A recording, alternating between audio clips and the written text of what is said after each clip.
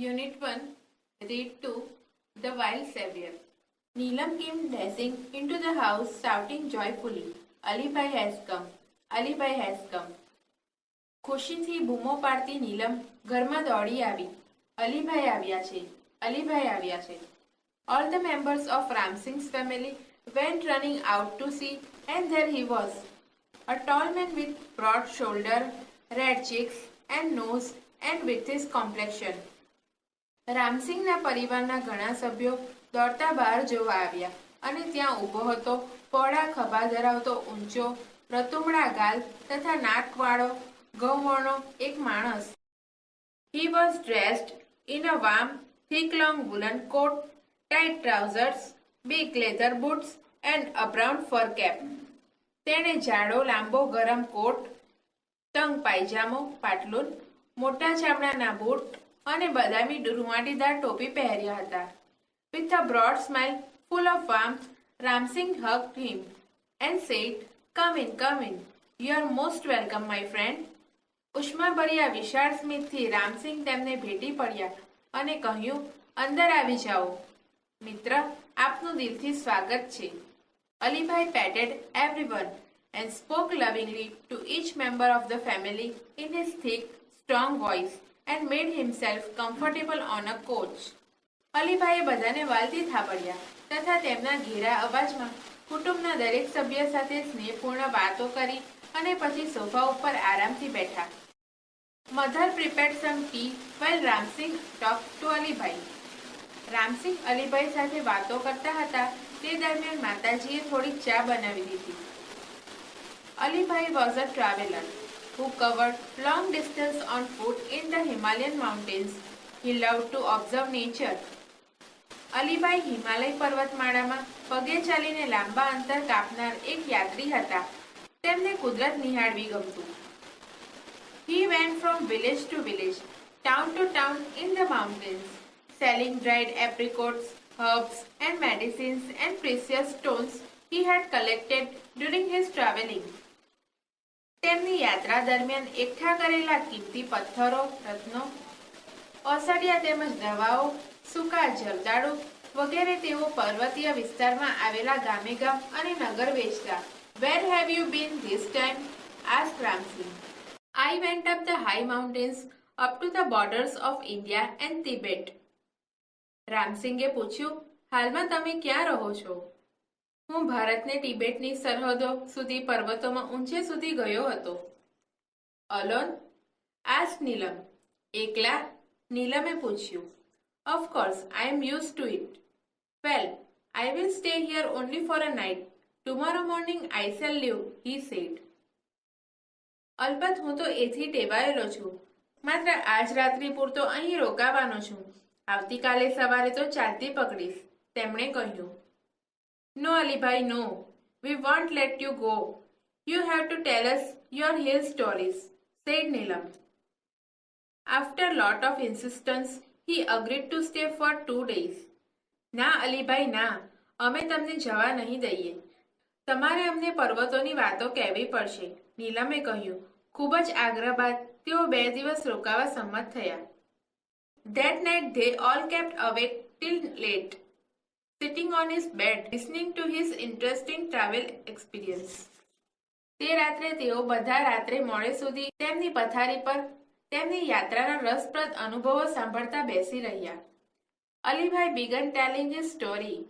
It was almost a couple of hours to the nearest village. I was only a few miles away from the border of India and Tibet. I was hungry and sat down to enjoy my lunch. અલીભાઈએ વાર્તા કહેવાનું શરૂ કર્યું. નજીકના જ ગામમાં 2-4 કલાક રોકાવાનું થયું હતું. હું ભારત અને તિબેટની સરહદથી માત્ર થોડાક જ માઇલ દૂર હતો. હું ખૂબ ભૂખ્યો થયો અને મારું બપોરનું ખાણું ખાવા બેસી ગયું. It was totally quiet everywhere except some birds chirping sometimes. I had hardly had a few morels when I heard soft, feeble growls. થોડી થોડી વારે આવતા પક્ષીઓના કલરવ સિવાય ત્યાં નીરવ શાંતિ હતી. મેં થોડાક જ કોડિયા લીધા હશે. ત્યાં તો મને હળવો ધીમો ઘુરકાટ સંભળાયો.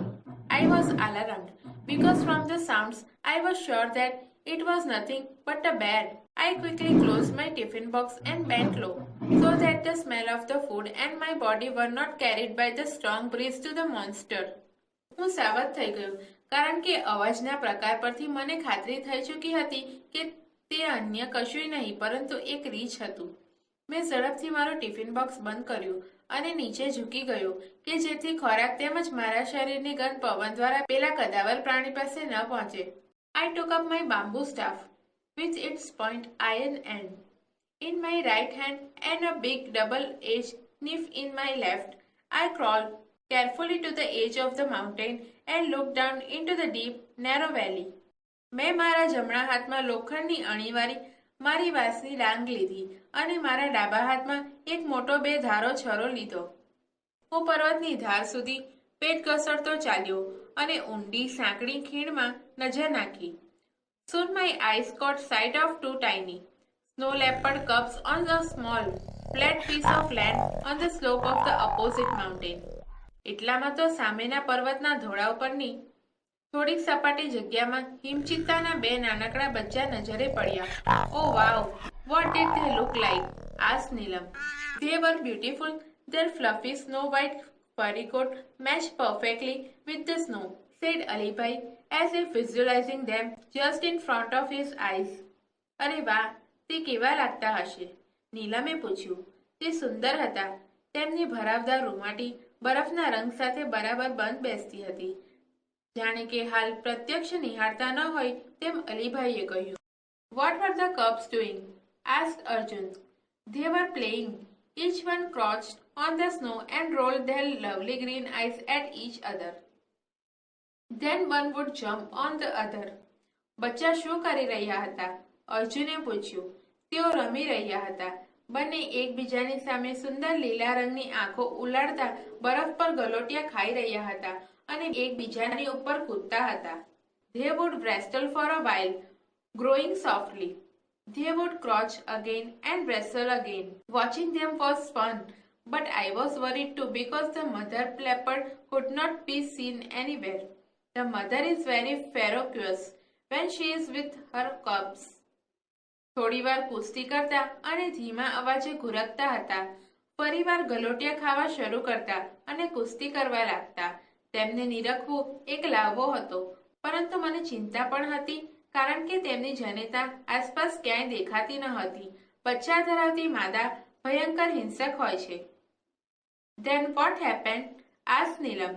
Well, I kept close to the ground on my belly. I was worried if the mother was around. પછી શું થયું? નીલમે પૂછ્યું. વારું, હું તો પેટના બળે જમીન પર ઊંધો પડ્યો જ રહ્યો. મને બીક હતી કે માદા બચ્ચાની માતા ક્યાંક આસપાસ જ હશે. Soon I was a very strange thing happened. All of a sudden, a huge black bear come growing from the trees and rushed towards the cubs. એટલામાં તો મેં એક વિચિત્ર ઘટના થતી જોઈ. એક કદાવર કાળું રીંછ ગુરક્યા કરતું વૃક્ષોની પાછળથી નીકળ્યું અને પેલા બચ્ચા તરફ ધસી ગયું. Now I was worried more about the cubs than me. Within no time, I heard a deafening roar of anger from just a few meters away from me. હવે મને મારા કરતા વધારે પેલા બચ્ચાની चिंता થવા લાગી. પળવારમાં તો મેં મારાથી થોડાક મીટર દૂર જ કાન ફાડી નાખે તેવી આક્રોશયુક્ત ત્રાડ સાંભળી. To my horror and surprise, a big white cat, the mother snow leopard, appeared jumping down on a nearby huge rock. મારા ભય અને આશ્ચર્ય વચ્ચે એક મોટી સફેદ હિમચિત્તાની માદા નજીકના મોટા ખડક પર નીચે કૂદતી દેખાઈ. Gosh! exclaimed Arjun. હે ભગવાન! અર્જુને ઉદ્ગાર કાઢ્યો. How horrifying! added Neelam. કેટલું ભયંકર! નીલમે પુષ્ટિ કરી. Keep quiet, said their mother impatiently. What happened then? ચૂપ મરો, માતાએ અધીરાઈપૂર્વક કહ્યું. પછી શું થયું? Thank God, I was lucky for her eyes were fixed on her cubs and she didn't look up at me. Within moments, the mother leopard leaped down to the cubs to protect them. ભગવાનનો પાડ! હું નસીબદાર હતો કે તેની માદાની નજર તેના બચ્ચા પર જડાયેલી હતી.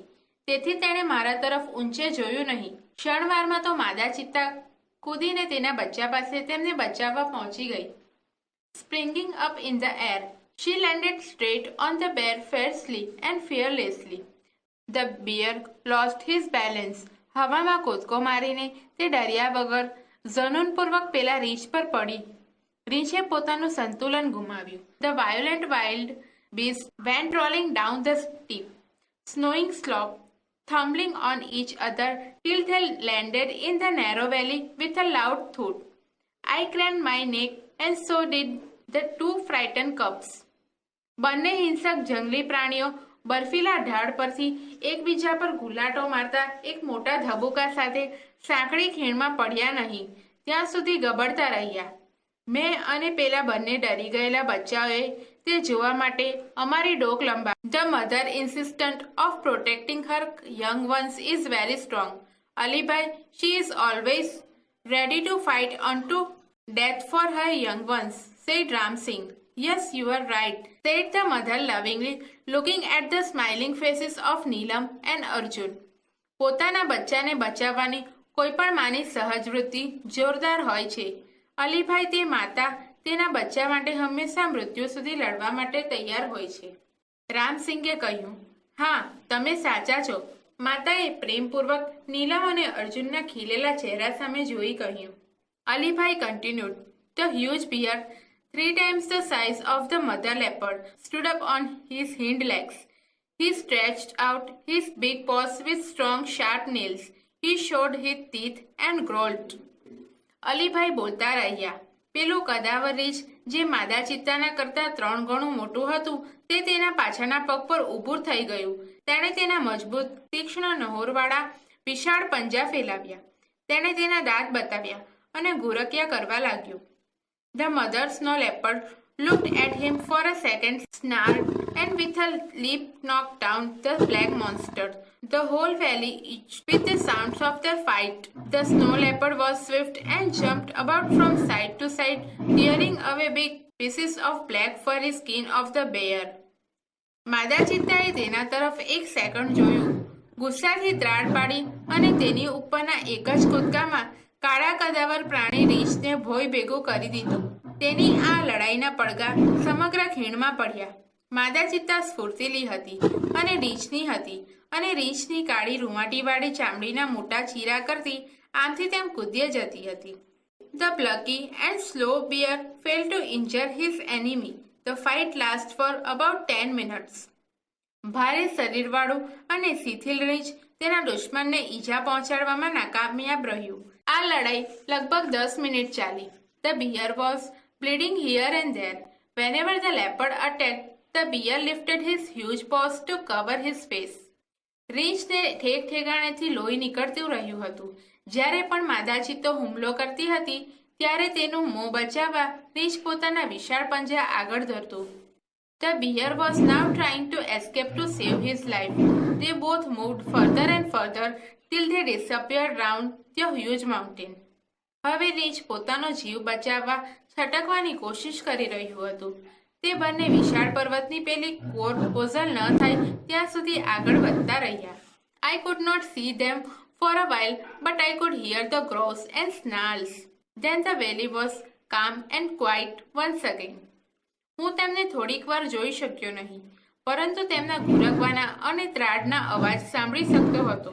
પછી ફરી એકવાર આખી આ ખીણ નીરવ થઈ ગઈ. The mother reappeared and ran up to her cubs. She smelt and licked them over and over again to make sure that they were not hurt by the bear. The 3 then climbed up the mountain and disappeared. માદા ફરી દેખાઈ અને તેના બચ્ચા પાસે દોડી ગઈ. તે તેમને વારંવાર સૂંઘવા અને ચાટવા લાગી. કદાચ એ સુનિશ્ચિત કરવા કે પેલા રીંછે તેમને કોઈ હાનિ પહોંચાડી નથી. એ ત્રણેય પછી પર્વત પર ચડીને અદૃશ્ય થઈ ગયા. You must have felt very relieved, said Neelam. તમને પછી તો જરૂર ઘણી રાહત થઈ ગઈ હશે નહીં? નીલમે પૂછ્યું. Quite. I stayed in that position for some more time and watched the family disappearing in the woods waving their tails. I also waved my hands and said goodbye. બિલકુલ, હું એ જ સ્થિતિમાં થોડી વધારે વાર પડી રહ્યો અને પૂંછડીઓ હલાવતા તે ચિત્તા પરિવારને જંગલમાં ઓસલ થતા નિહાળી રહ્યો. મેં પણ મારો હાથ હલાવીને તેમને અલવિદા કહ્યું. But what happen to the bear? Asked Arjun eagerly. પણ પેલા રીંછને શું થયું? અર્જુને આતુરતાથી પૂછ્યું.